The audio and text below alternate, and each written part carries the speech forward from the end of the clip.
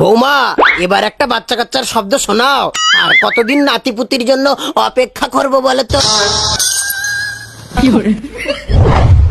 না, সামনাসামনি তো এত করে বললাম, বৌমা তো দেখছি কথা কানেই নিচ্ছে না। এবার মনে হয় খোঁটা দিয়ে কাঁটা তুলতে হবে। গাছের গোড়ায় মনে হয় গুবরে পোকা লেগে মরিচা ধরেছে। নতুন গাছ গজাবে কি করে? ভাতারে বাপ তো জলই মালো রে। গাছের গোড়া টাইম টু টাইম জল না দিলে নতুন গাছ জন্মাবে কি করে? তাহলে কি আমার ছেলেই গাছে জল দিচ্ছে না? কেন বললাম? বৌমার মুখে শুনে নিবি। আহ, বাবা গো, মা গো, মরে গেলাম গো, শ্বশুর গো। ছেলেকে একচড় মারলাম বলে কি বৌমাকে ঘরের ভিতর ডেকে নিয়ে গিয়ে মারধর করছে?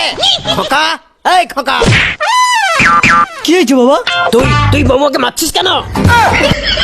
বাবা, তোমার বৌমাকে না মারলে তোমার শখের নাতিপুতির মুখ দেখবে কি করি?